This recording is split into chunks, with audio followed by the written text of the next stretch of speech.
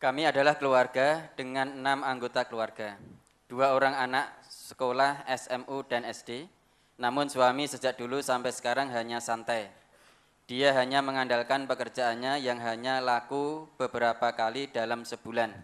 Bahkan bulan-bulan tertentu tak laku sama sekali. Tapi suamiku tak mau kerja lain.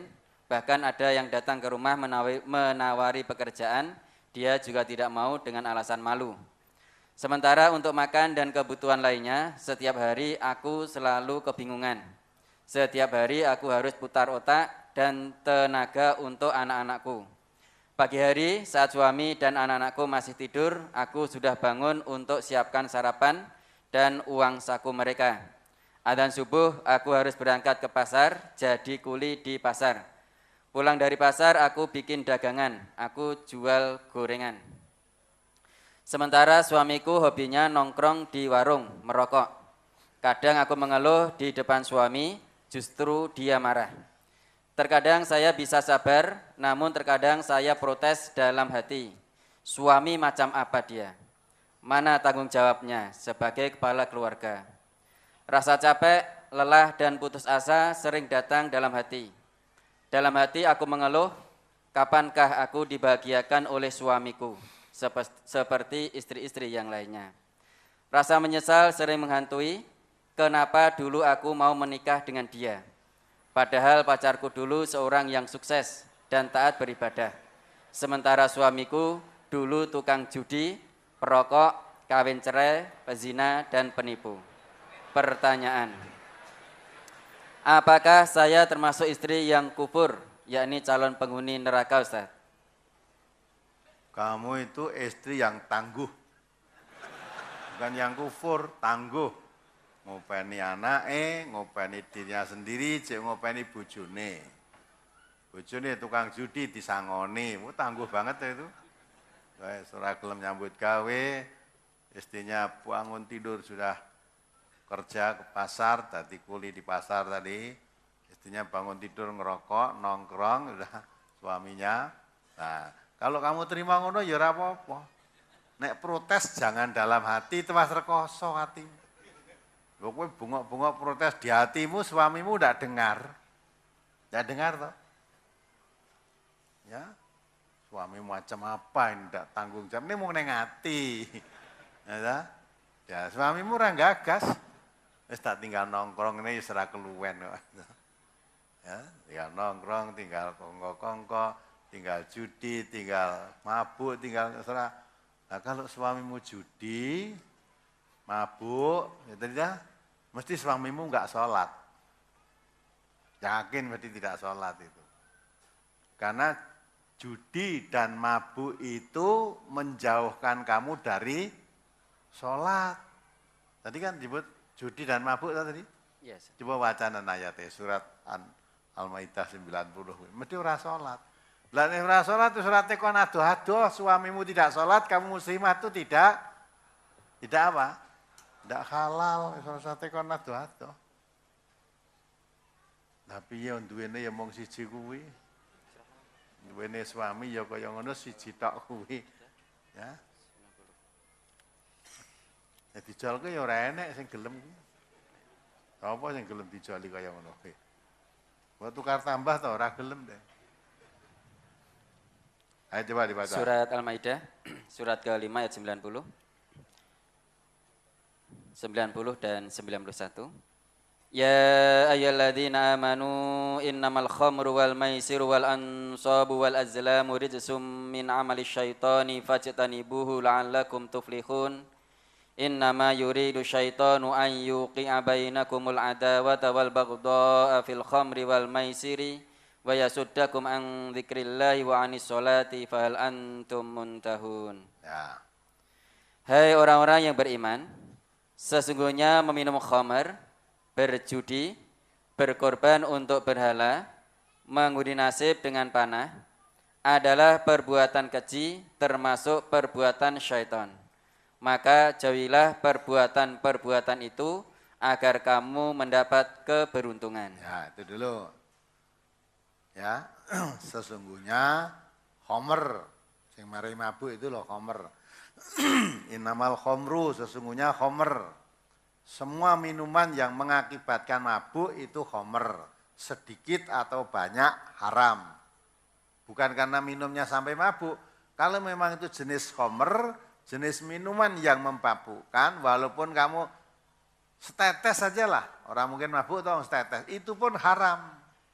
Apalagi sampai mabuk ya. Wal maisir itu judi. Wal ansob, menyembelih untuk berhala maksudnya sesaji. Belah jagung untuk sajen. Belah kerbau untuk sajen. Sajen-sajen itu. Apa untuk sembelian yang tujuannya untuk sesaji itu haram. Itu perbuatan setan. Wal azlam, mengundi nasib dengan anak panah. Jadi judi, khomer, judi, menyembelih untuk sesaji, mengundi nasib dengan anak panah, itu kata Allah, rijsun min amali syaiton fajtanibuhu la'allakum tuflihun. Jauhi, itu perbuatan setan. Supaya kamu beruntung, tinggalkan judi, tinggalkan mabuk, tinggalkan sesaji, tinggalkan mengundi nasib. Lotre itu tadi, tinggalkan, supaya kamu beruntung. Mengapa itu oleh Allah suruh meninggalkan? Ayat berikutnya dibaca.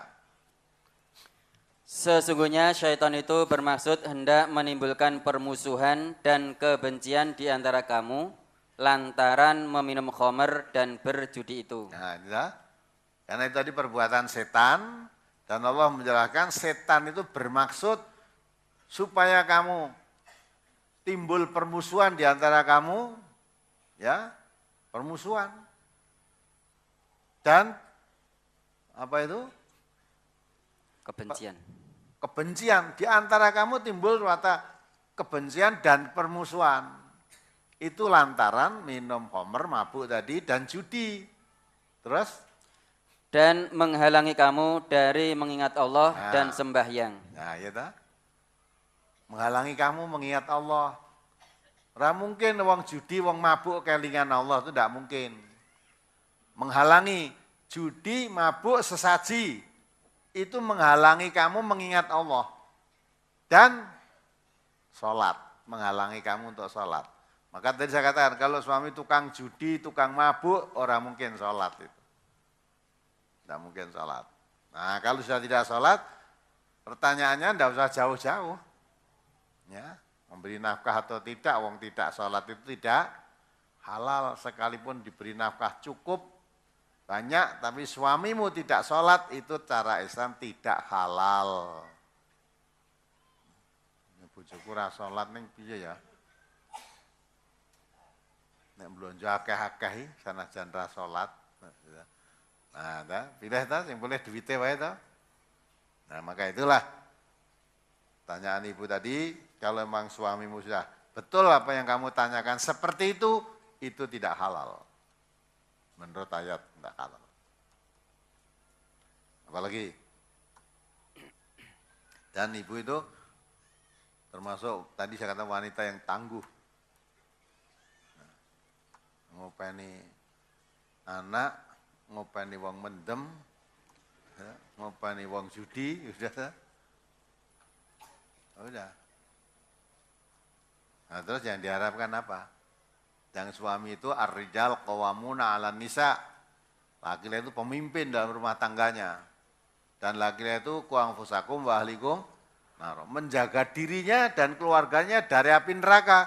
Lihat dia sendiri malah berkecimpung di api neraka, bagaimana bisa menjaga dirinya, menjaga keluarganya. Ini perbuatan setan. Judi, mabuk itu perbuatan setan. Sesaji itu perbuatan syirik, dosa besar. Itu kan semua jalan yang ditempuh jalan menuju neraka. Bagaimana bisa membentengi keluarganya dari api neraka, wong dirinya sendiri selalu menempuh jalan neraka. Apalagi? Tetangga saya sudah menikah, punya anak 3, dan masih punya suami. Tetapi si istri berzina dan malah kumpul kebo. Sebagai kumpul asu. Sebagai tetangga dekat, saya risih karena tiap hari si istri tadi runtang-runtung lewat depan rumahku dengan pasangan kumpul asuhnya. Pada suatu hari, suami saya datang ke rumahnya dan bilang pada si istri tadi, "Mbak, jane laki-laki ini siapa? Hubungannya sama Mbak apa?" Si istri tadi bilang katanya suaminya. Terus suamiku bilang lagi, Mbak ini kan masih punya suami. Kalau Mbak mau nikah, harusnya kalau udah resmi cerai. Dan itu pun ada idahnya. Jadi jangan kumpul asu begini kalau belum cerai. Mas ini nggak boleh tidur di sini. Tetapi bapak dan ibu si istri tadi malah marah-marah pada suami saya. Sejak saat itu, saya dan suami jadi malas bertegur sapa dengan tetangga saya tersebut. Karena mereka berbuat salah tapi tidak mau dibenarkan. Apakah sikap saya mendiamkan keluarga tersebut salah dan berarti memutus silaturahim, Ustaz? Mohon penjelasannya. Nah, suaminya kemana itu tadi? Tidak dijelaskan. Suaminya kemana? Nah, kok masih punya suami, terus tidur dengan orang lain di situ, runtang-runtung karo itu bahkan suaminya, lah suaminya kemana? Ya kan? Kalau memang diingatkan oleh kamu tidak mau, laporkan RT-nya. RT laporkan RT. Biar ditindak oleh Pak RT-nya. Ya, RT-nya enggak berani. Panggilkan Karang Tarunanya. Ya, biar geruduk pemuda itu. Lah pantese geruduke kaya ngono kuwi. Ora pengajian sing digeruduk. Nah, kayak ngono itu geruduk bubarkan, harusnya gitu.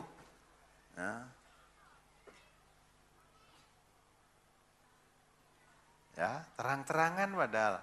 Bukan suaminya tidur di situ. Lah kok malah ditokne wae.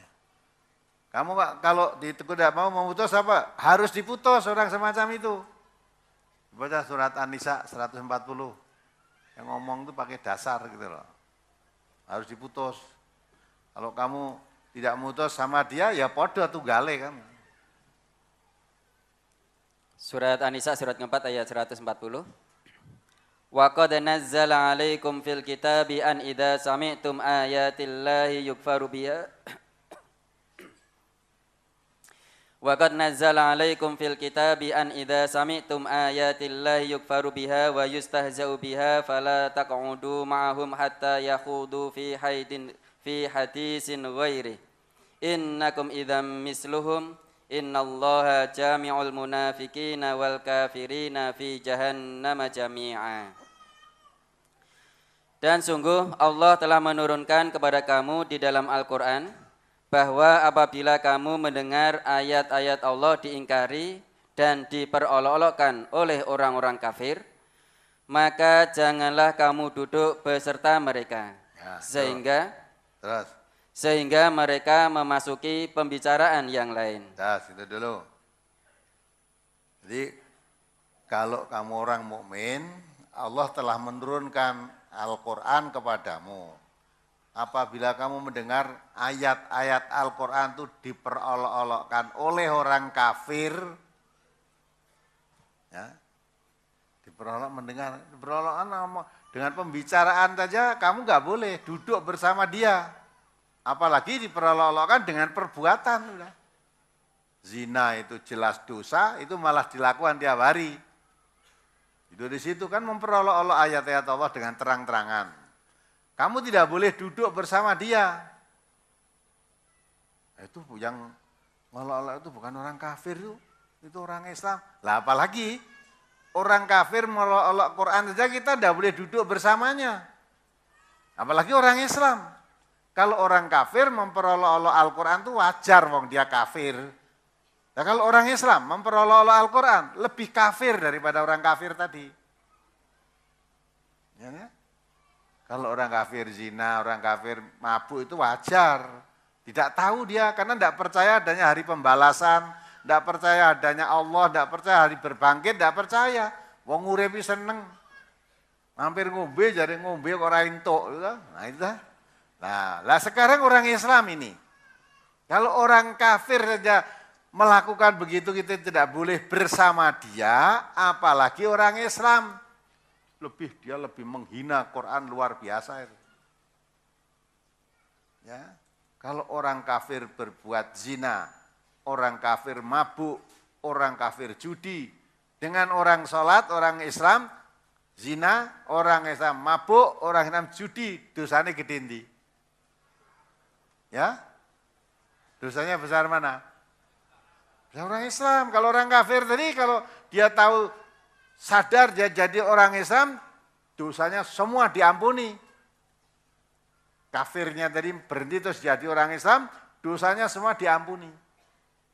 Lah kalau orang Islam ini, ya dia berbuat itu karena sengaja, tidak ada tobatnya. Kalau nanti dia jadi orang Islam, dosanya dia sudah orang Islam kok. Ya itu kan. Nah maka itu duduk bersama mereka saja tidak boleh, kecuali mereka memasuki pembicaraan lain. Teruskan artinya tadi. Karena sesungguhnya kalau kamu berbuat demikian, tentulah kamu serupa dengan mereka. Sesungguhnya Allah akan mengumpulkan semua orang-orang munafik dan orang-orang kafir di dalam jahanam. Ya kan? Kalau kamu tahu ayat-ayat Quran diperolok-olokkan orang-orang kafir, kamu masih duduk di situ, berarti kamu sama dengan dia. Sama. Maka harus tinggalkan tempat itu. Selama dia memperolok-olok ayat-ayat Quran, tinggalkan. Kecuali kalau dia nanti sudah tidak membicarakan, tidak memperolok-olok Al-Quran, boleh kamu duduk bersamanya. Kalau selama dia berbuat begitu, kamu tegur kok tidak mau surut, harus kamu tinggalkan. Kalau kamu tetap di situ, berarti serupa dengan dia, sama. Jadi kalau saudara tadi sudah menegur, tidak mau surut malah marah, udah putuskan. Tidak perlu kamu di situ, tidak perlu tegur siapa, tinggalkan itu. Dan laporkan pada RT. Kalau memang apa yang kamu katakan tadi betul, laporkan pada RT. RT tidak bisa berbuat, RW. Kalau perlu sampai lurahnya. Nah, lurahnya ya begitu itu. Lurahnya ya begitu, apa gitu dah. Nah sudah, kumpulkan ya pemuda-pemuda itu. Pemuda-pemuda Islam. Nah, gerutuk itu, dibubarke itu. Ya, menurut hukum benar, laporkan polisi. Ya, laporkan polisi. Jangan berbuat sendiri, gutuk tadi karena diingatkan nggak mau, digutuk lah sudah, panggilkan polisi, dijak ke situ. Dah nanti biar diproses oleh polisinya. Karena polisi kan penegak hukum gitu loh. Apalagi? Dulu adik saya menikah dengan keluarga yang berada. Sebenarnya ingin memberi mahar sesuai kemampuan. Tetapi dari pihak mertua meminta mahar berupa cincin dan uang 10 juta. Dengan perjanjian, setelah pernikahan, uang boleh diambil atau diminta kembali. Kemudian adik pinjam uang untuk membayar mahar dan setelah nikah diminta kembali. Bagaimana yang demikian Ustadz? Karena hanya untuk menjaga gengsi Ustadz. Nah, wong tuamu iki isin nek mahare akeh ngono ra ya ta? Ah, wah 10 juta karo cincinnya 10 kilo. Wah, itu saya. Nenek dikai mung sithik ngono, wah lah kok sada anakku wedok tak dol murah-murahan. Rogen ketok larang, ya kuwi 10 juta, dari cincin berapa gram, kok nek wis jiku neh ora apa-apa. Silih-silih nasi nang toko ngendi kono. Nah gitu ta. Nah itu monggo nutup mata manusia. Tidak halal gitu cara begitu itu. Ya, maka Allah sudah menuntun inna sholati wa nusuki wa mahyaya wa mamati lillah sudah. Apa yang kita lakukan itu karena Allah aja lah. Perkara manusia mau mengatakan apa silahkan. Tapi karena sekarang banyak orang mabuk harta, dikiranya orang yang mulia itu kalau hartanya banyak, ya banyak orang tua ada kapusan. Jika datang lamar itu, wah menumpai mobil Mercy. Mercy E tahun 2013. Dan ngelamar itu. Nanti untuk waktu pas nikah, pengiringnya juga itu malah Mercy 2014. Wah, bapaknya tambah seneng iki. Wah, iki rong digawe wis dienggo. Nah, gitu dah. Ah, bareng wis rampung nikah, Mercy-ne jaluk sing duwe balekke. Tekoni. Lah, nduk kowe ge ben Pak mobil kok saiki ora lah, mobile suamimu ning ndi? Jaluk sing duwe. Kecewa kayaknya ya ta. Masa kapusan aku itu. Nah memang anakku tak weneh iki mergone Mercy-ne kok. Jadi kalau itu masalah harta, oh mudah ditipu sudah.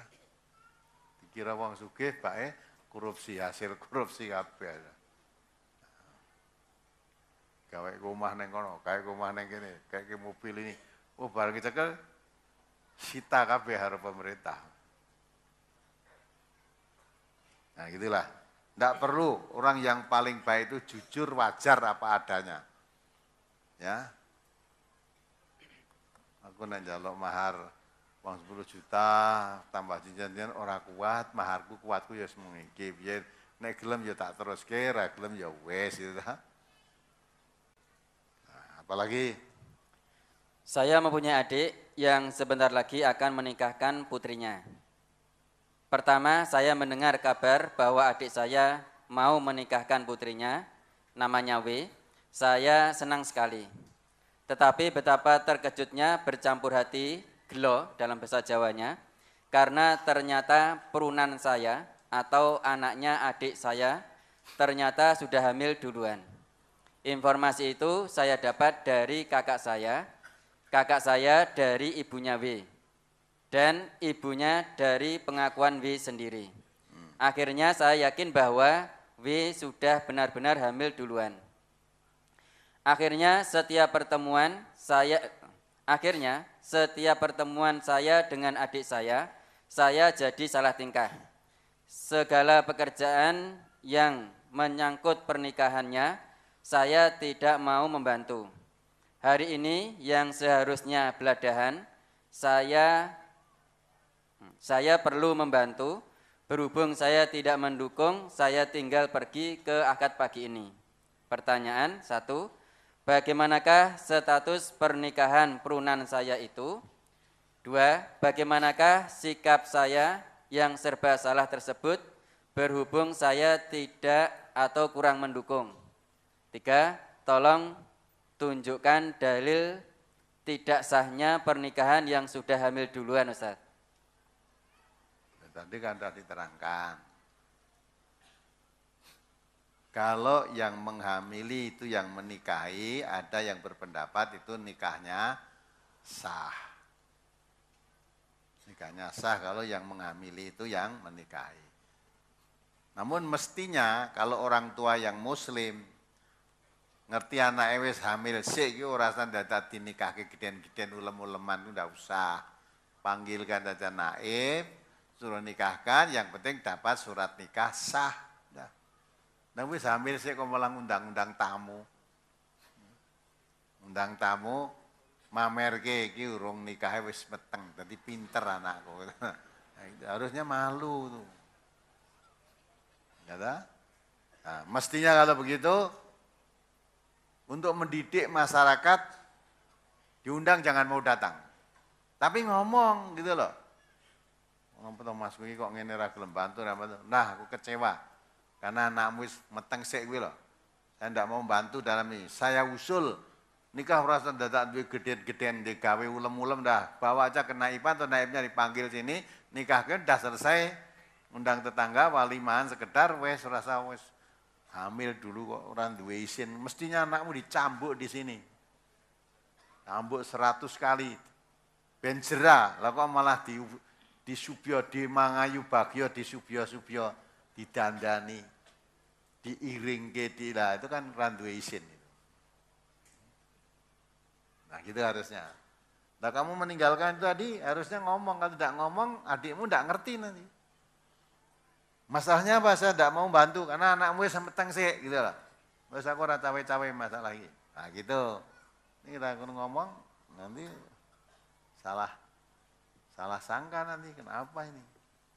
Apa meneh bareng wis ngaji. Ngaji nang MTA. Wis dulur digawe apa wis ra gelem rewang, dulure ra gelem ngaji wae. Bukan masalah itu. Masalahnya bukan masalah ngaji dan tidak ngaji, masalahnya meteng karo urung kuwi lho. Yang layak wajar menurut Islam itu wanita nikah itu mestinya belum hamil, belum hubungan seksual sebelum nikah. Lah wis hamil kok dadak di subyo-subyo itu kan enggak. Kita menutup itu harusnya. Lo ngomong sama adikmu itu, enengnya aku ora gelem bantu masalahnya ngene lho. Saya kecewa berat.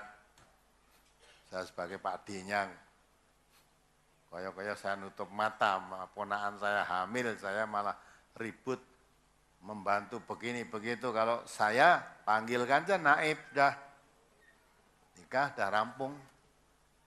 Kamu itu nganti sangang sasi wis lahir anaknya. Nah, kalau udah hamil dulu, belum sampai saatnya lahir, tonggo-tonggo tak ngerti akhirnya. Wih, lagi 5 sasi wis lahir. Besok setahun loro nunggu. Nah, gitulah. Apalagi untuk mendidik masyarakat biar tahu bedanya hak dan batil. Sekarang yang batil itu malah disubyo-subyo.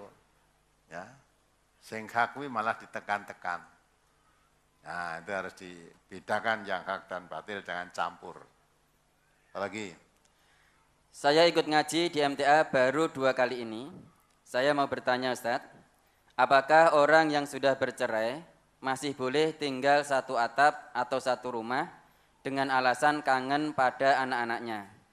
Karena suami saya setiap 1 tahun, yakni Idul Fitri, pulang ke rumah mantan istri sampai berminggu-minggu. Dan setiap pulang dari sana, suami sering main tangan kepada saya. Yang kedua, apakah seorang suami yang menceraikan istri sebelum surat cerai diterima, apakah suami boleh mengumpuli istri yang akan dicerai tadi dengan alasan karena baru sidang 2 kali dan karena belum menerima surat cerai, Ustaz? Mohon penjelasan. Lah gitu kok yang tak mbok cerai ngopo. Ya. Lah ya wong arep cerai wis disidang barang kok isih dinikmati iki piye. Ya. Bareng kumpul ngono akhirnya wis ra sida cerai Mas. Senek cerai piye? Nek butuh ngene sapa lengan lha gitu ta. Nah, kenapa wong cerai kok turut tadi hadis Nabi tadi? Ya. Kalau memang mau dicerai, sudah ya dalam keadaan suci, masa iddah tadi, tapi mau dicerai itu pun tidak boleh dikumpuli. Tidak boleh dikumpuli. Lah kok malah wis kena karek ngenteni sidang aja kumpul nah. Lah kok ndak cerai apa sebabnya? Wong sik seneng-seneng gitu kok cerai. Itu tidak wajar ya begitu. Kalau mau sudah cerai jangan dikumpuli. Mau cerai kok kumpul.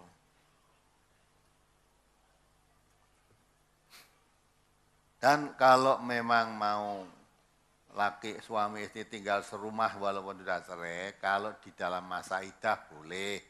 Tetapi tidak boleh berlaku layaknya sebagai suami dan istri. Wanita walaupun serumah dengan mantan suami karena sudah dicerai tadi, masih menunggu masa iddah, tidak boleh membuka aurat, harus tutup seperti itu orang lain, ya pakai kudung, wah ini orang lain. Karena suami masih mempunyai kewajiban memberi nafkah istri selama masa iddah tadi, memberi nafkahnya masih kewajiban. Istri tidak kewajiban melayani suami untuk ya hubungan badan, kalau menyediakan makan minum boleh, wong dia masih memberi nafkah. Nafkah, tapi enggak boleh mengadakan bukan berarti membuka auratnya nggak boleh, maka di rumah harus pakai kudung. Ini sudah orang lain itu.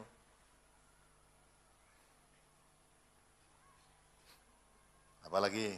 Pernikahan anak kami 3 tahun sampai sekarang. Hidup rukun dan damai, bahkan punya anak 1 dan hidup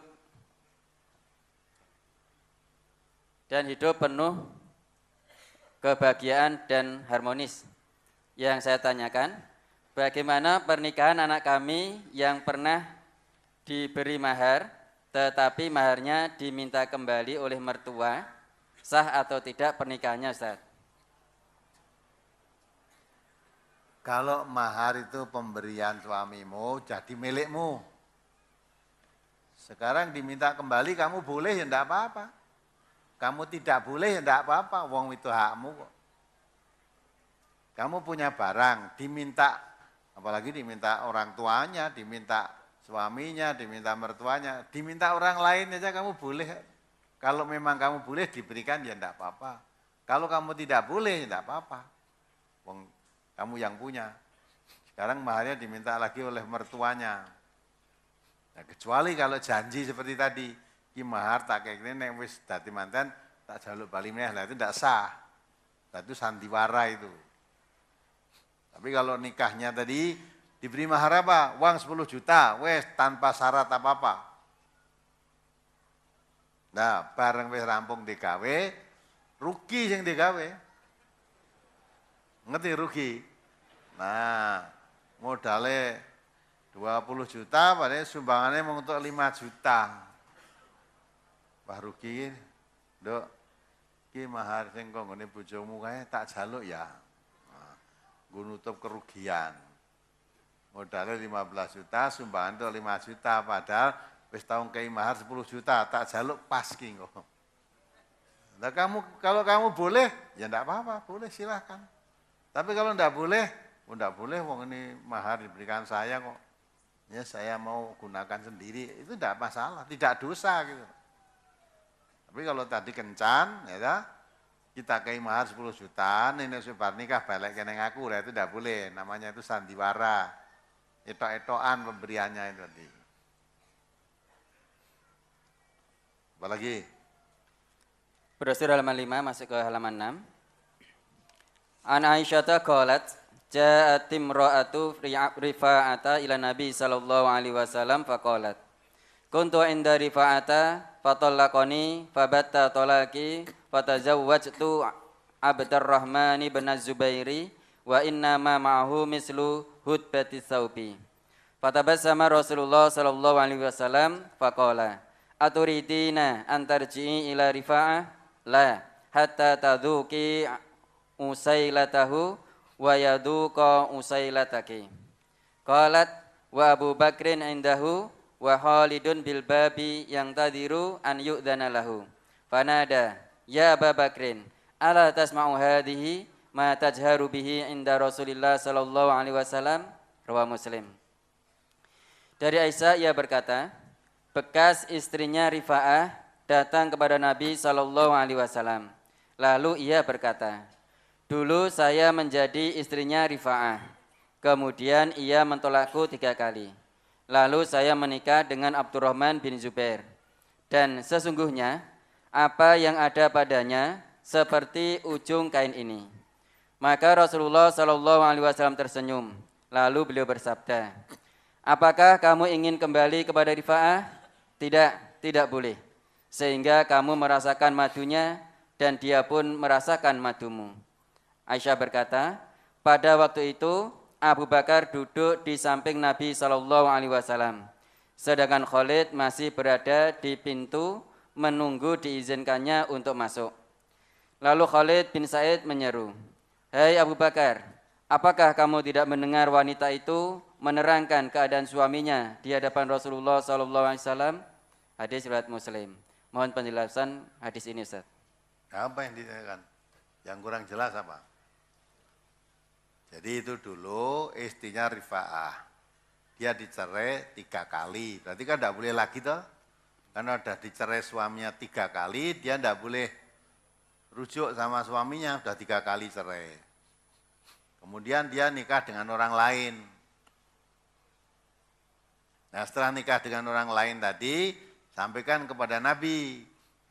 Dulu saya istrinya Rifa'ah, wanita tadi yang menyampaikan. Tapi saya sudah ditolak 3 kali. Terus saya nikah dengan si Fulan ini. Nah, ternyata apa yang ada pada dia yang suami yang baru tadi, cuma seperti ujung kainku ini ditunjukkan. Nah Nabi senyum. Maksudnya kecewa. Nikah dengan orang ini dia kecewa. Ya.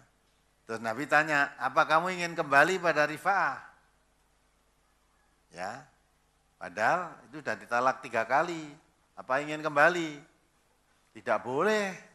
Kecuali ya, kalau kamu sudah merasakan madunya, dia sudah merasakan madumu. Maksudnya sudah hubungan seksual layaknya suami istri. Jadi kalau kamu sudah merasakan dengan suamimu yang baru ini, kemudian nanti terjadi perceraian, kamu kembali kepada suamimu yang dulu yang nikah, yang mentalak kamu 3 kali tadi, boleh. Tapi kalau kamu nikah belum sampai berkumpul sama suamimu yang baru, ya kamu terus minta cerai, pokoknya mau kembali ke sana, walaupun sama-sama menerima tidak boleh. Kamu harus merasakan dulu. Itu maksudnya. Jadi orang yang sudah talak 3 itu, kalau suaminya menghendaki atau kedua-duanya menghendaki rujuk kembali boleh. Dengan syarat wanita tadi sudah nikah dengan orang lain dan sudah melakukan hubungan layaknya suami istri. Di samping itu nikahnya tadi bukan sengaja untuk menghalalkan untuk kembali pada mantan suami yang sudah mentalak 3 tadi. Ya karena dalam perjalanan pernikahan ternyata tidak cocok, terjadi perceraian. Setelah cerai dengan suaminya yang baru tadi, ya, suami yang lama yang mentalak 3 kali tadi, mendengar mantan istrinya sudah dicerai, suami yang baru menginginkan kembali, istrinya tadi juga ingin kembali, boleh. Tapi kalau belum kumpul sama suami yang baru seperti layaknya suami istri, tidak boleh kembali ke sana. Ya, itu kan. Jadi syarat wanita yang sudah ditalak suami 3 kali boleh rujuk kembali dengan suaminya yang mentalak tadi kalau dia sudah nikah dengan orang lain dan sudah melakukan hubungan suami istri. Di samping itu nikahnya tadi nikah betulan, bukan nikah untuk sandiwara atau sekedar untuk menghalalkan kembali pada suami yang pertama, bukan sebagai muhalil. Muhalil itu artinya sekedar untuk menghalalkan untuk kembali kepada yang pertama saja. Ya, itu tidak boleh kalau begitu. Apalagi? Dari hadis yang sama, pada pertanyaan Khalid ke Said kepada Abu Bakar, apa maksud dari pertanyaan itu, Ustaz? Ya masa nanya cuma tanya Abu Bakar gitu kok. Hei Abu Bakar, apakah kamu tidak mendengar wanita itu menerangkan keadaan suaminya di hadapan Rasulullah? Nah, karena Abu Bakar tadi di situ wanita cerita pada Rasulullah, Abu Bakar mendengar apa tidak? Ya cuma tanya apa kamu tidak mendengar gitu saja kok. Ya, jadi ada wanita yang mengadu kepada Nabi seperti itu, Abu Bakar ada di situ. Abu Bakar tanya, kamu mendengar enggak keterangan Nabi tadi? Nah, mestinya kalau mendengar berarti Abu Bakar juga biar tahu. Biar tahu. Karena Abu Bakar sahabat Nabi dekat kan. Apa yang menjadi keputusan Nabi, Abu Bakar harus tahu itu. Jadi maksudnya apa ya, coba tanya Abu Bakar tadi mendengar apa tidak, cuma gitu. Ya jawabnya kan Abu Bakar. Tinggal Abu Bakar menjawab mendengar apa tidak itu. Mereka mendengar berarti ada wanita yang mengadu kepada Nabi, sedang Abu Bakar ada di situ. Abu Bakar tidak peduli, tidak mau mendengarkan, tidak mau memperhatikan. Cuma sekedar tanya ini. Apalagi? Brosur halaman 7 pada buku kompilasi hukum Islam di Indonesia, bab ke-18 bagian ke-1 pasal 163. 1. Seorang suami dapat merujuk istrinya yang dalam masa iddah. 2. Rujuk dapat dilakukan dalam hal-hal A.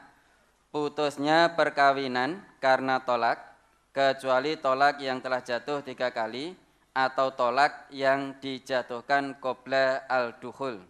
B. Putusnya perkawinan berdasarkan putusan pengadilan dengan alasan atau alasan-alasan selain zina dan khulu'. Mohon penjelasan pada kata qabla al-dukhul dan khulu', Ustaz. Qabla dukhul maknanya sebelum kumpul, sebelum masuk gitu loh. Dukhul itu maksudnya memasukkan anu ke anu itu tadi loh. Nah, sebelum memasukkan itu tadi qabla dukhul. Khulu' itu nek cara kene rafa, gugat. Jadi wanita minta cerai kepada pengadilan supaya diceraikan dengan suaminya, itu namanya khulu'. Apalagi? Saya seorang suami yang sudah Islam sejak kecil, tapi Islam saya itu taunya hanya dosa dan ganjaran. Sholatnya pun bolong-bolong, dan saya pernah melakukan zina. Pada saat melakukan zina, tenang-tenang saja, seperti tidak ada masalah apa-apa. Tetapi setelah mendengar radio MTA, saya menjadi gelisah. Apalagi setelah aku ikut mengaji, saya tambah gelisah dan bingung. Pertanyaan, bagaimana Ustadz kalau saya melakukan hubungan dengan istri, haramkah? Mohon petunjuknya Ustadz. Insya Allah saya sekarang sudah taubat Ustadz. Mula aja mari ngaji ndak bingung. Lho kan kasing durasana karo MTA itu nek ngaji marai bingung kuwi. Meresahkan masyarakat. Masyarakat do zina tenang-tenang wae kok bareng ngrungokke radio saiki do gelisah. Ya, eta. Biasane zina tenang-tenang wae. Ora nek bareng krungu radio do gelisah, mula gawe resah masyarakat radio MTA itu. Masyarakat sing seneng zina, seneng judi, ya, seneng mabuk, dukun sing seneng ngapusi, kuwi nek krungu radio MTA mesti resah. Tapi kalau orang yang berbuat begitu tadi dapat hidayah, jadi tenang tadi, saudara tadi, jadi taubat sudah. Dulu jadi Islam ya ngerti nemong dosa karo ganjaran.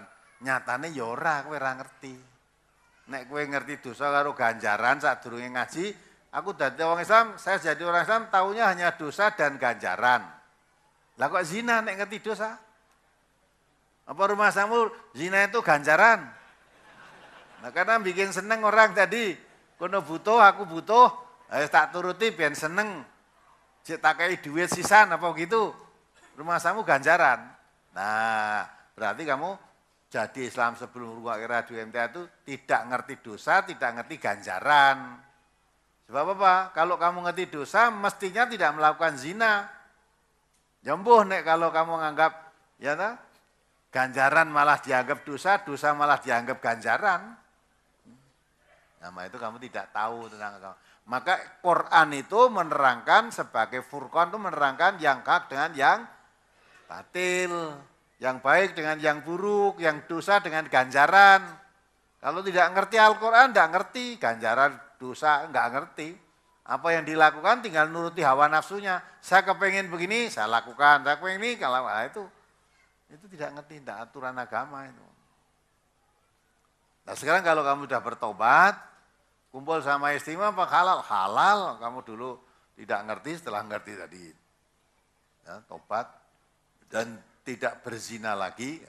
Nah, kecuali kalau kamu masih berzina ya tidak halal sama istrimu. Kalau istrimu muslimah, ya, kamu zina sudah ngerti berbuat itulah tidak halal. Wa hurima dzalika 'alal mu'minin. Dikatakan oleh Allah tadi, berzina, laki-laki yang zina atau perempuan yang zina haram untuk mengadakan pernikahan dengan yang mukmin atau yang mukminah. Ya, haram.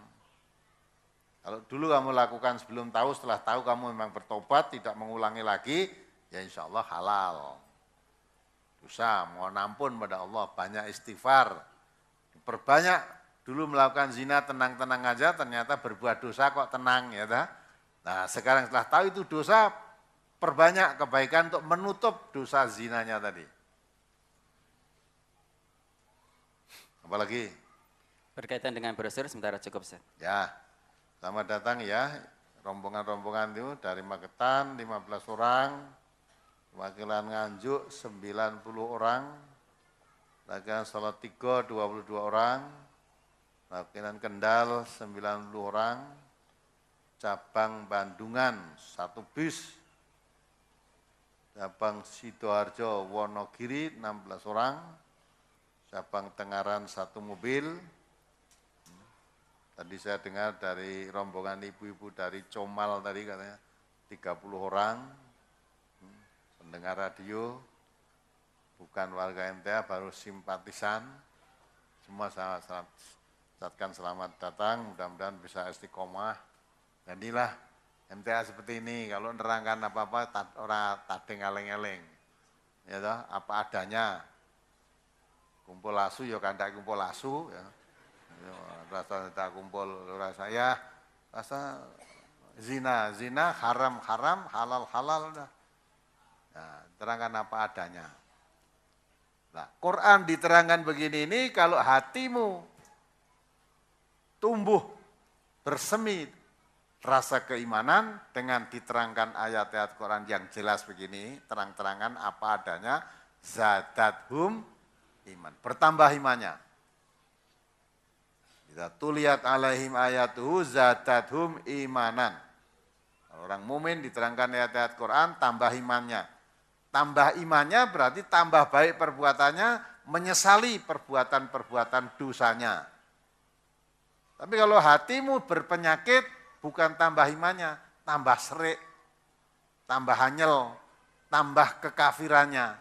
Zadathum rijsan ila rijsihim.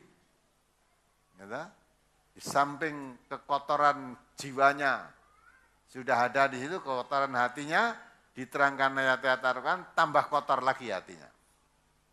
Ya. Geting ora seneng, radio kaya ngono dirungokke. Masa wong radio wong urip ngrembug mati neraka swarga. Bojo wis duwe anak telu, duwe anak dari ora halal. Ya omongnya radio orang genah kowe. Nah, itu tambah serik. Tapi kalau orang yang hatinya bersih, dulu melakukan dosa karena tidak tahu, setelah tahu menyesal. Kenapa saya dulu seperti itu? Kenapa saya dulu melakukan perbuatan itu? Ternyata yang saya lakukan itu perbuatan dosa semuanya. Bagaimana saya harus menebus dosa saya ini? Menurut sabda Rasulullah, orang yang beriman itu kalau mengenang dosanya, itu dia selalu khawatir. Dihantui bahaya, seolah-olah dia duduk di tepi bukit, bukitnya itu mau ambruk. Maksudnya, wah ini dosaku sakmono, mikir dosane itu, wah setora selamat. Jadi bayangannya itu seperti digambarkan Rasul seperti orang duduk di tepi bukit, bukitnya mau ambruk, ngebrui dirinya. Lo khawatir terus, serah selamat, lari kemana? Itu kalau orang mukmin mengingat-ingat dosanya, nggak takut tadi. Tapi kalau orang yang hatinya tertutup, orang kafir, walaupun dosanya sebesar bukit, tidak pernah merasa takut.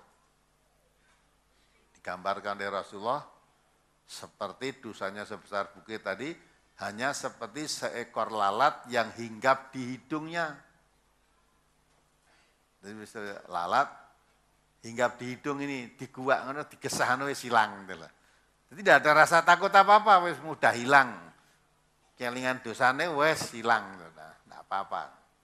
Nah, ini maka itulah kalau orang yang beriman tadi karena mengingat dosanya takut akibatnya, maka selalu akan berusaha memperbaiki, menutup dosa-dosa tadi banyak dengan kebaikan. Kata-kata karena dalam Islam itu diterangkan innal hasadat yudhibnas sayyiat. Ya, kebaikan-kebaikan yang banyak itu bisa menutup, bisa menghapus dosa-dosanya. Tapi orang yang hatinya tertutup, hatinya kotor, ya, hatinya kafir tadi, diterangkan ayat-ayat Allah malah tambah kekafirannya. Di samping kekafiran yang sudah ada, tambah lagi malah. Bukan malah menunduk dengan Al-Quran, tambah benci kepada Al-Quran. Benci kepada yang menerangkan Al-Quran itu. Kaya ngono diterangke, mari ngenengi aku terus. Gitu. Nah, tapi kalau orang yang beriman merasa kena ayat itu, zadathum imanan. Ya, mudah-mudahan kita termasuk hamba Allah yang beriman. Selamat datang rombongan-rombongan ini, mudah-mudahan bisa istiqomah dan tidak kaget dengan keterangan-keterangan yang ada di MTA ini, karena sebelumnya sudah mendengarkan radio, ya seperti itu radionya, sumbernya yang kene iki. Sumber radio itu.